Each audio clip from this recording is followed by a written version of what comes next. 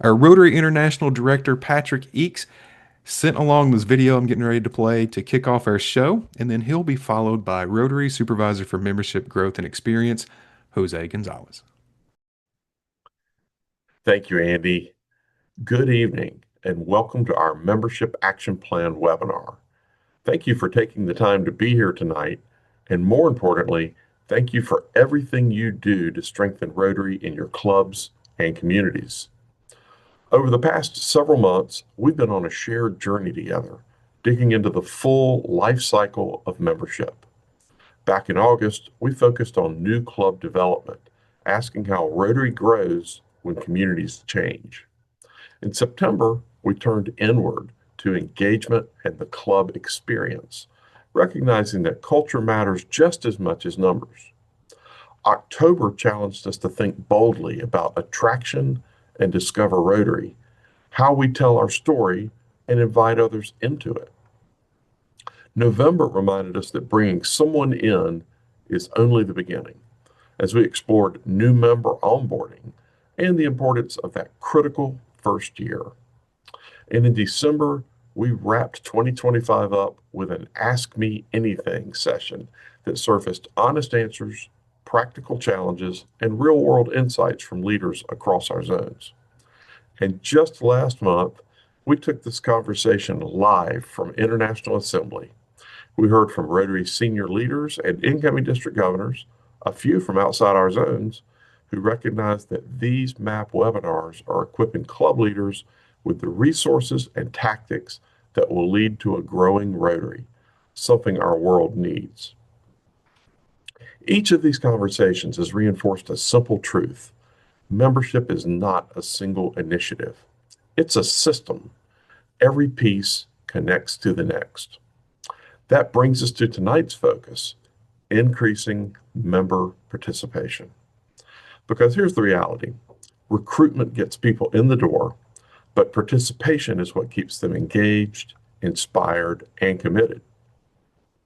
Participation is where Rotary comes alive. It's the difference between someone being on a roster and someone feeling and knowing they belong. It's the energy in a meeting, the hands at a service project, the voices in leadership, and the pride members feel when they say, "This is my club." Increasing participation isn't about asking people to do more for the sake of being busy. It's about creating meaningful opportunities that align with members' passions, skills, and available time. It's about flexibility, relevance, and connection. And it's about recognizing that today's Rotarians, new and longtime members alike, engage differently than they did even a decade ago. Tonight's program will explore practical ways that clubs can move members from attendance to involvement, from involvement to ownership, and from ownership to leadership.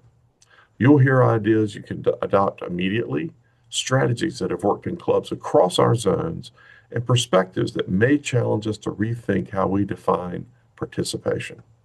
So, as we get started, I invite you to listen with your own club in mind.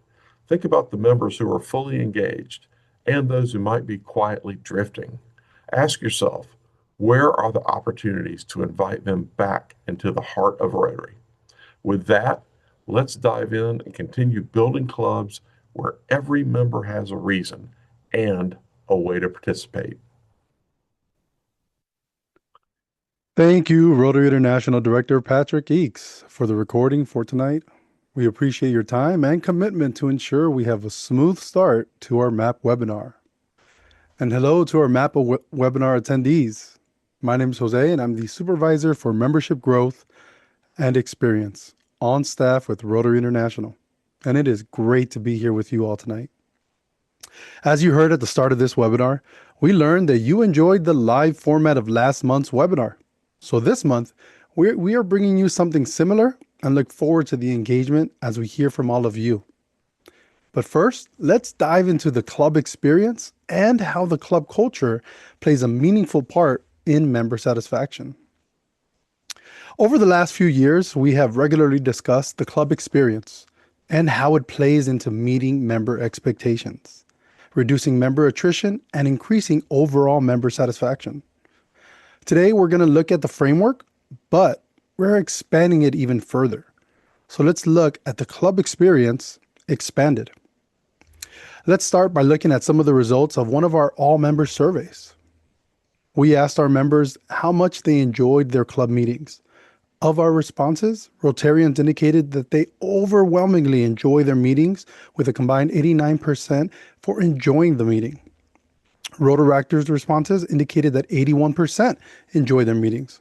So it's safe to say that most members enjoy their club meetings. I'm seeing some nods, I'm seeing some positivity, great.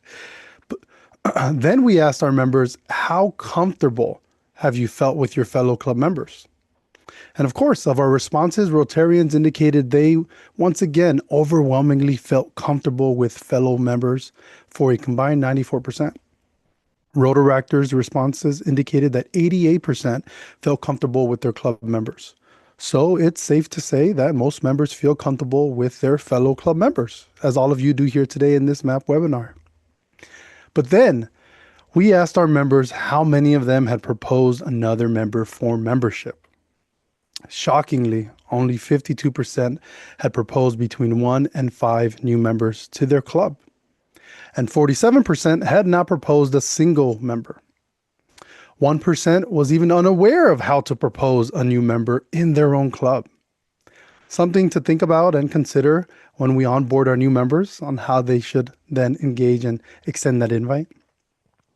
So what's missing? What is the missing link here? Well, members enjoy their club meetings, enjoy each other's company, but are unsure about extending the gift of Rotary to others. This is where I jump back to our club experience framework. And as you can see on the screen here, we know our members want meeting enjoyment, confidence in their club leaders, personal growth opportunities, connections, and it's access to meaningful service in their communities. But what if I told you that these 5 elements only made up half of what creates a positive club experience for members? Well, I'm happy to share that we have since learned that the club culture is a vital part when looking at the full image of member satisfaction.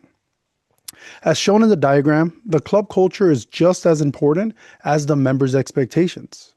But what makes up the club culture and member expectations?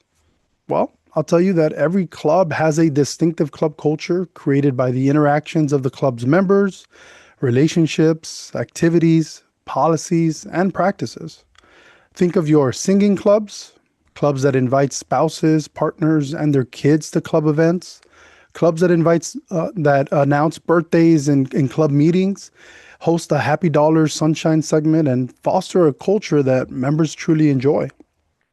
These small but meaningful practices create a club culture that is attractive to prospective members and help your current members say, I enjoy my experience here, and I'd like to invite my friend to join this club. Then we have member expectations. And when you think of member expectations, as shown on the right side of the screen, well, this is the same 5 elements that we've already come to understand as a priority for our members. Each member determines which of the elements are the most value to them, and that's where it's vital that you, as the club leaders, ask them early in their onboarding experience to ensure you can best meet those expectations. So, moving forward, when thinking of what makes up the club experience, utilize the new and improved club experience graphic shown here, because member satisfaction occurs when a member's expectations and needs are reflected in their club's culture. With that, I'd like to invite our friend Sean Sawyer to lead us in our next segment. Sean? Jose, thank you. As Director Patrick shared in that video, at least part of it, we've all seen the Rotary membership numbers at one point or another, where we are an organization of over 1.2 million members. The truth is, currently and more accurately, our organization has a total number of Rotarians over 1.1 million members and a Rotaractor count of over 140,000. So here's the ongoing question. If we have gained 500,000 members so many years, why are we less this year than we were last year? The answer is, while some of our clubs are pretty good at attracting new members, we also see that some of our clubs are not as good at keeping the ones they have. So when it comes to the club culture, The notion is that we have to get better at giving our members reasons to stay. Sure, about half our losses are caused by unavoidable circumstances, life changes, aging out. But that also means that the other half of our losses are absolutely avoidable. And that's what the purpose of this month's MAP Time Together is about, exploring ways in which we can more easily grow by losing less, thanks to a healthy and improved club culture, which provides ideal member engagement and overall experience.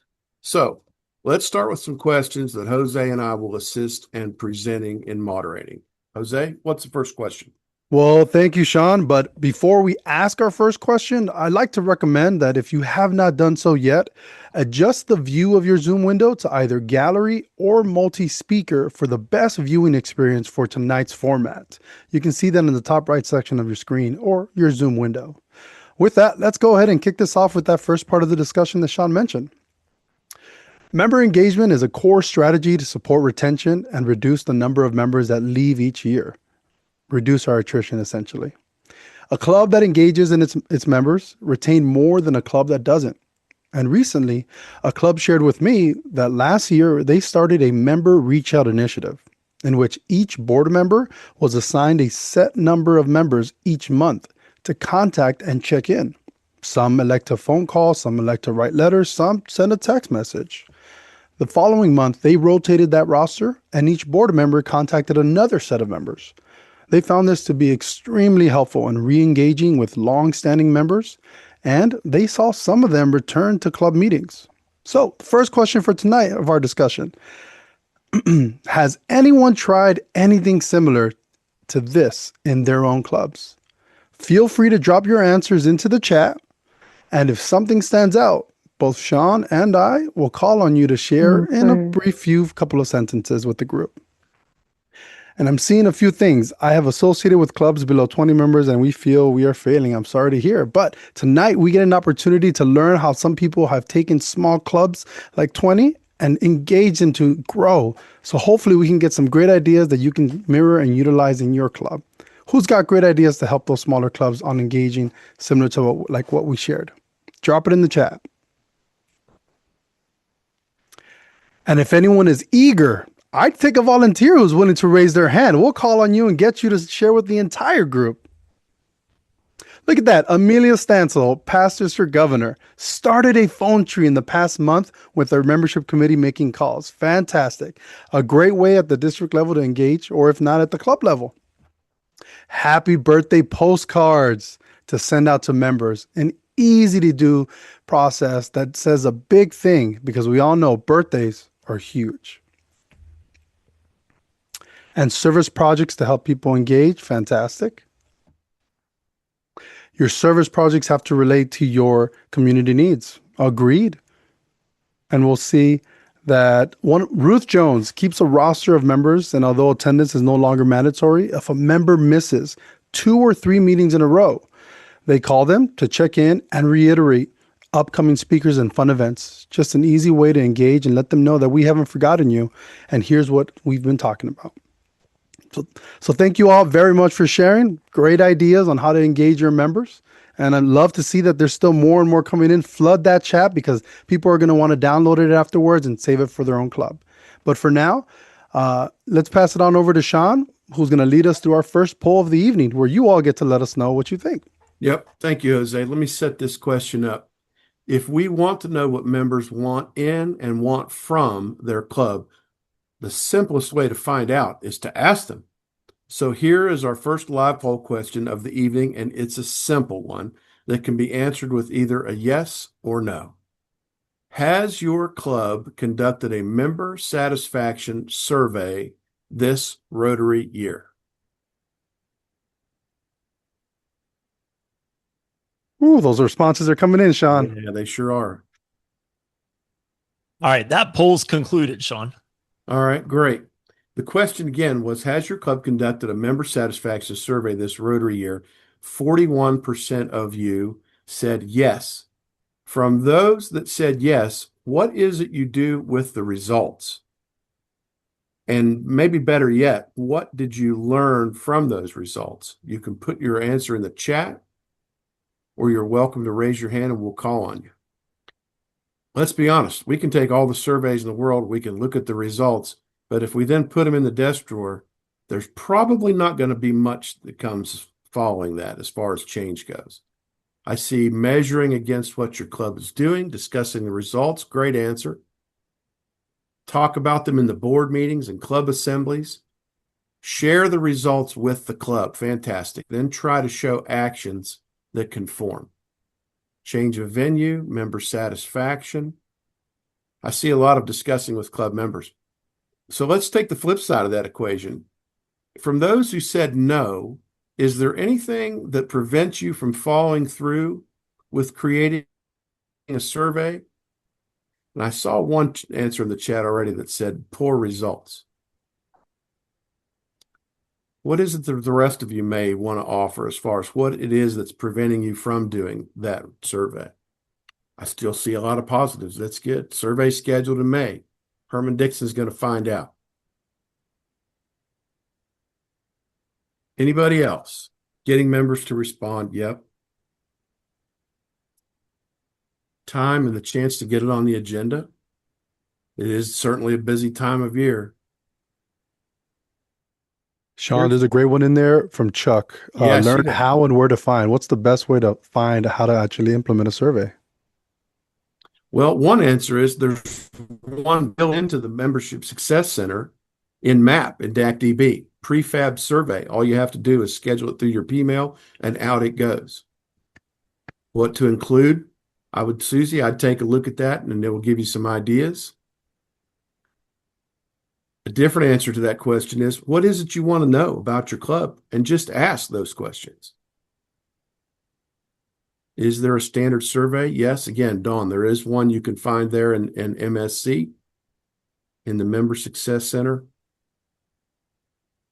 Dawn Harris adds that RI has its own membership satisfaction survey. Great. All right, let's take a step further. We've talked about surveying, which, while effective, may feel a little less personable than what it's needed among our club members. So if we want to work toward creating more mentorship, more meaningful relationships, and building a healthier club culture, there's mentorship. It's absolutely a great strategy for engaging with members. In fact, today there's a club in Georgia that has started a mentorship ambassador program that is championed by the past presidents of the club. Another layer of engagement among those that, let's be honest, sometimes fade toward the back of the meeting room after serving in their leadership role.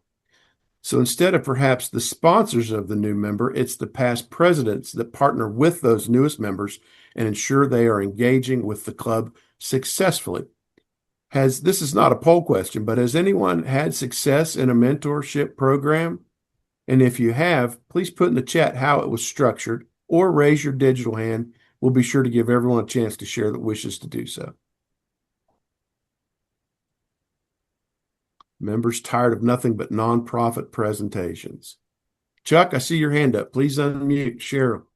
Well, hey, how are you there? So my club has had a mentor-mentee program for some time, and we've actually gave it to the district, and the program is up on our District 5710 website under the membership tab.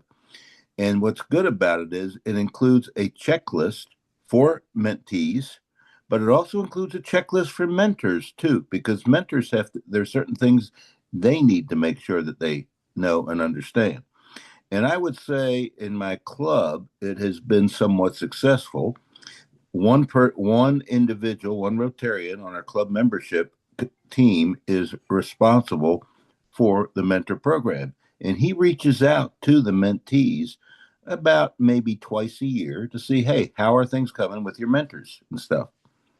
So it's something that I'm pretty proud of that we've done in our club and that we've opened it up to our district to participate. And any of y'all are welcome to go up on our District 5710 website to check it out. Chuck, thank you for being brave enough to answer verbally. I appreciate that. While you were speaking, there's been some other ideas in the chat as well. There's one-on-one breakfast meetings. Mike Lutt talks about doing a fireside chat program with small groups that works well.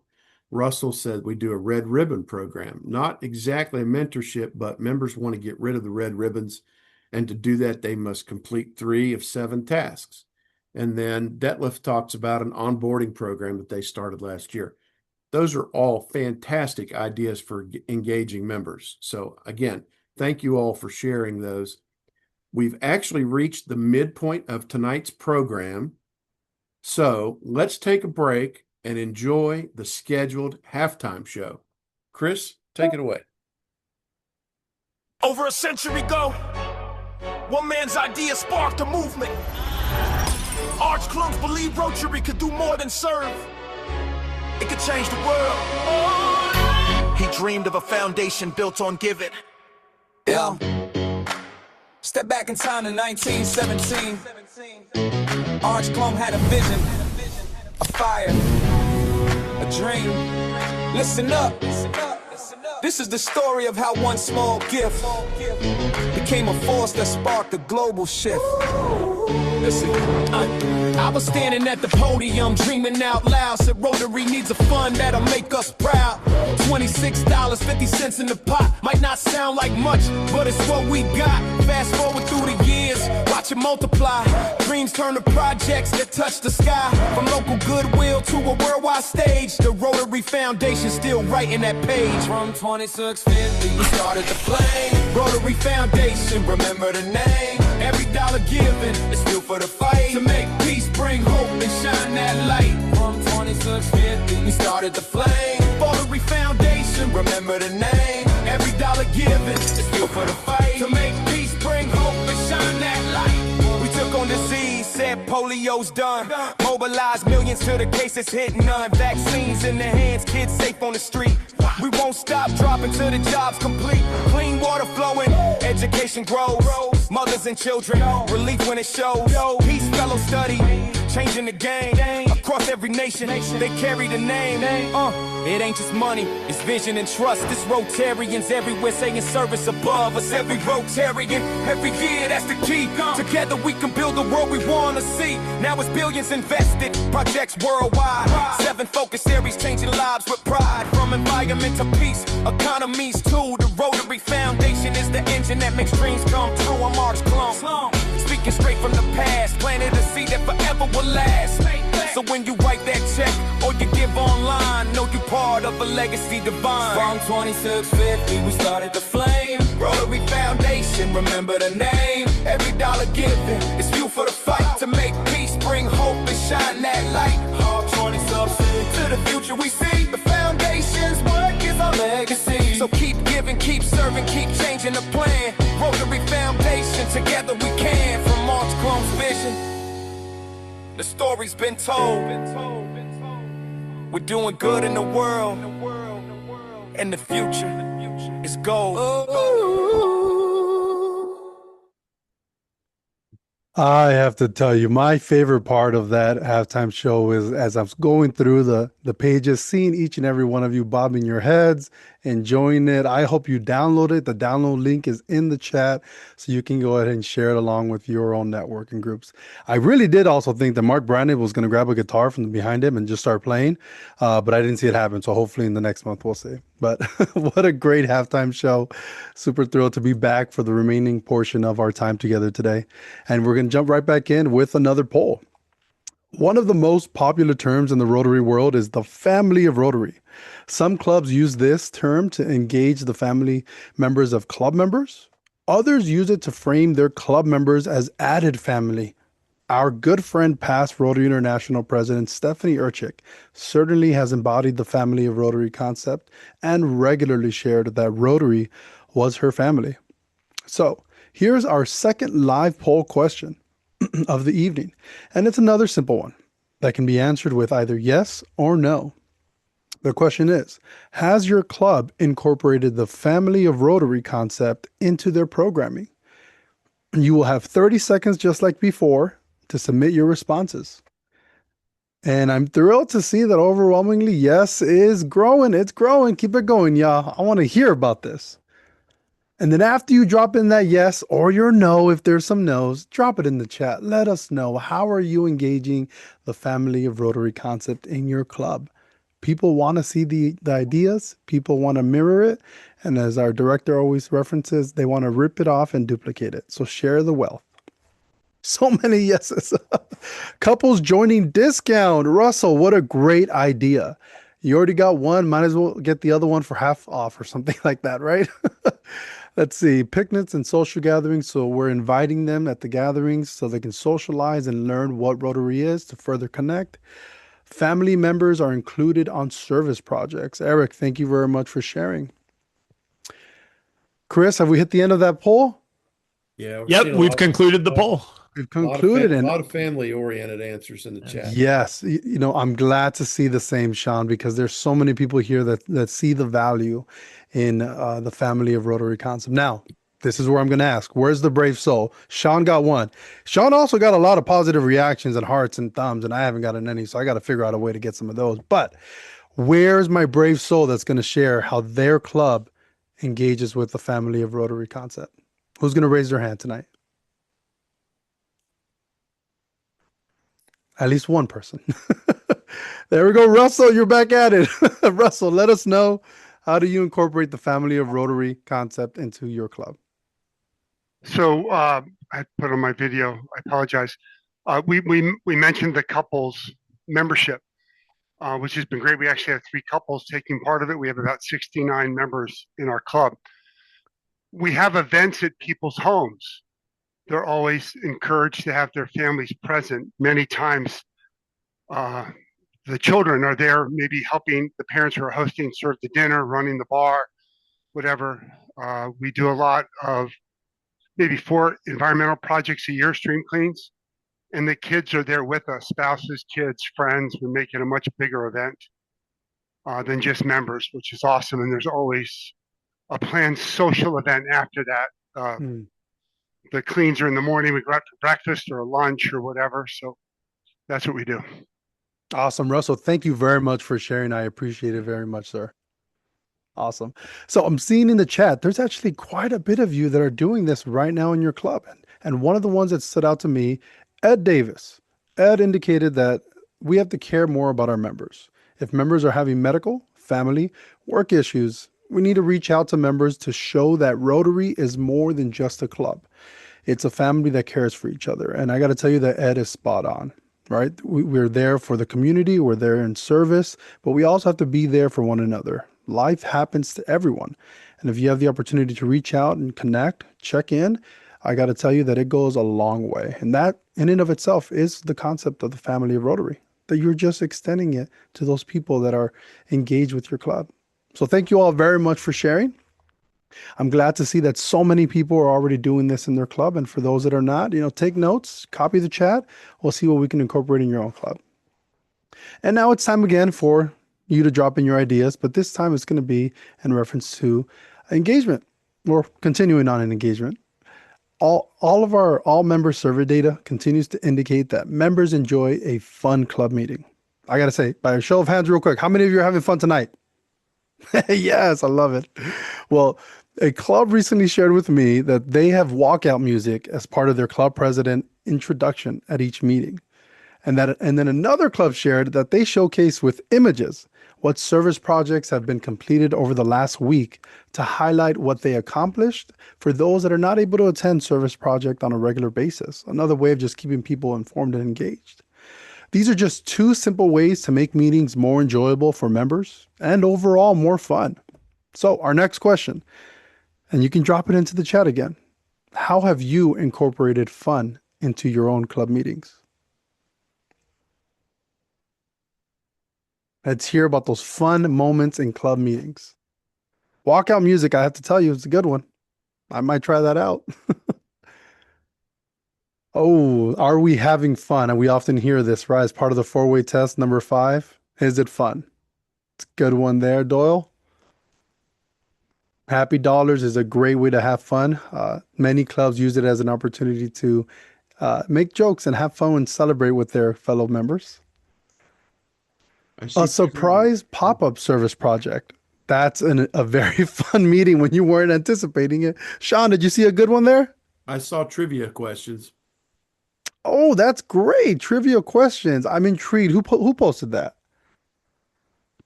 Let's see. Because trivia is extremely enjoyable. Idell Biles from Savannah. Miles, what does that format look like with trivia questions? Is that your club president? Is that a member that's managing it? How does it work?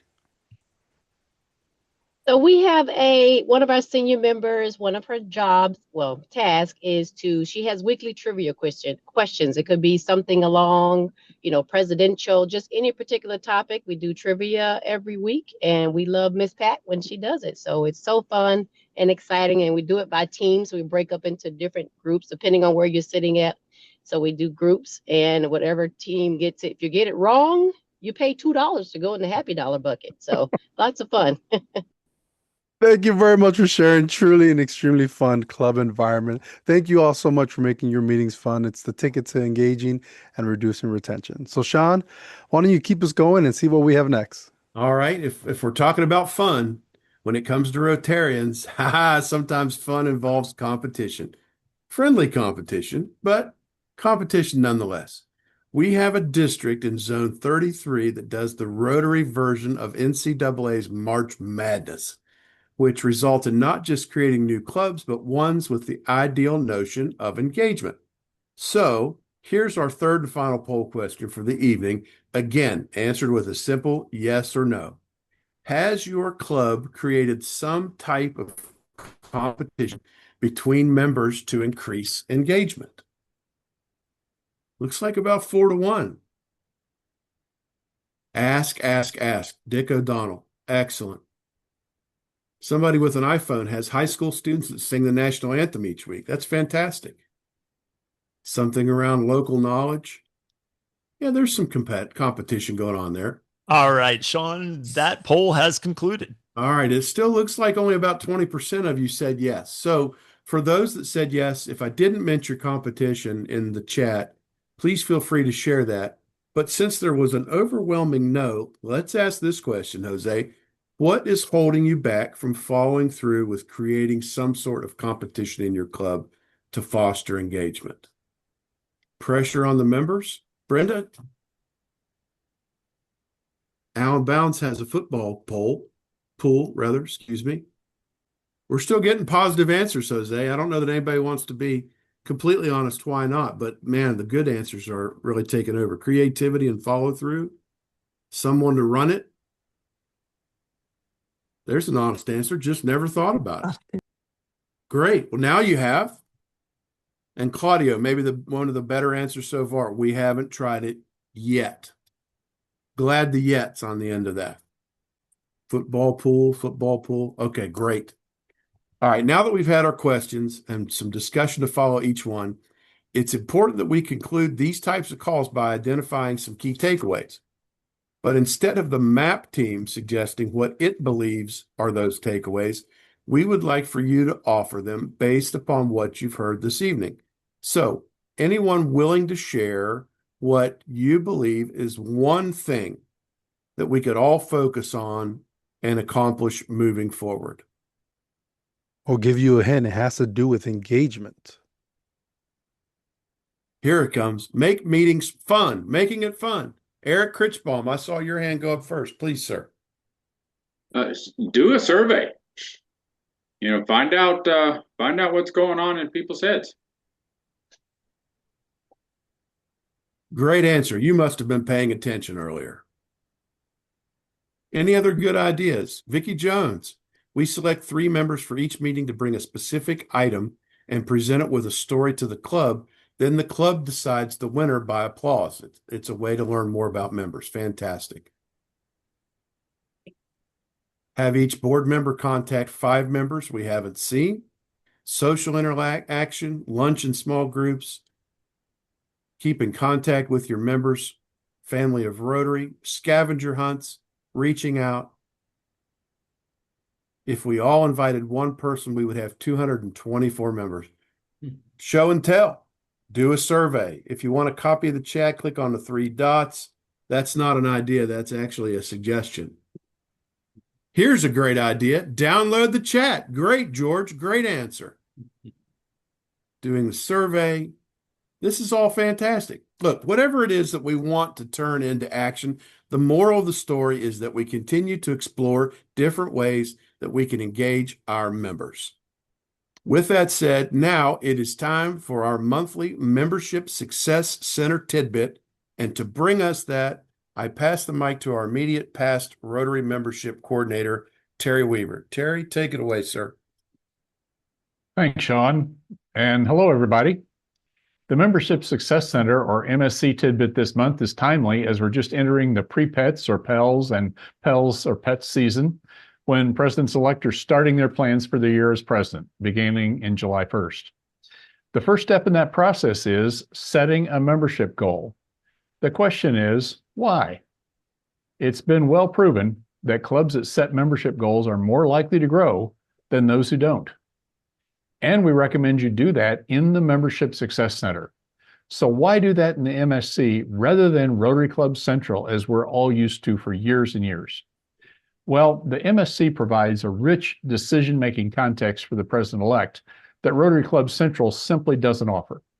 And that's important because a president-elect may or may not have much visibility of the club's membership history and growth performance, which, unless something changes, is likely to repeat itself.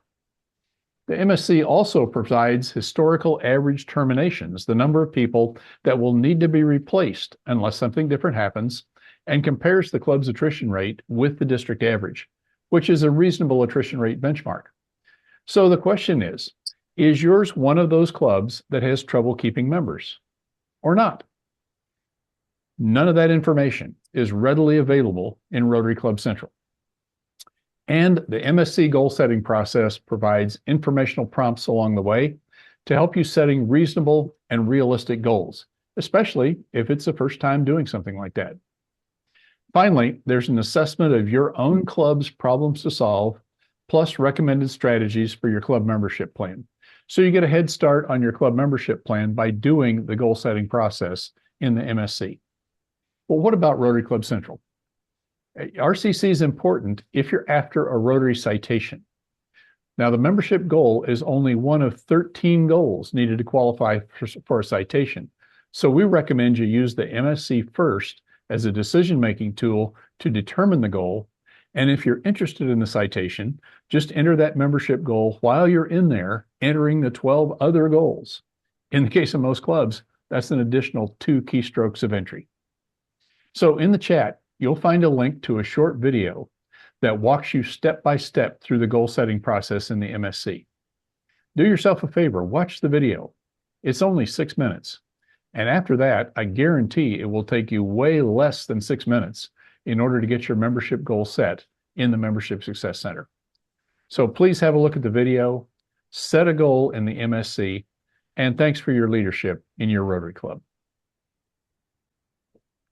Thank you, Terry. Appreciate you providing that tidbit as always. We know our webinars are packed with great insights, but we also recognize that sometimes the best ideas come from open dialogue. That's why we've been hosting the Map Lounge, a casual come-as-you-are Zoom space to further that conversation. The Map Lounge isn't another presentation. It's your opportunity to talk, share, and connect. Whether you have a question, a challenge, or an idea sparked by today's webinar, this is your place to bring it.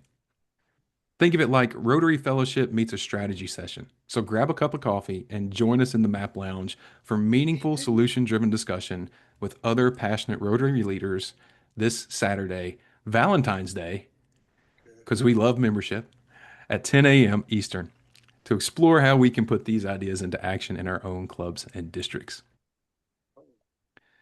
Every great strategy starts with one clear question. What problem are you really trying to solve? Join us for the next MAP webinar. What's your PTS, your problem to solve?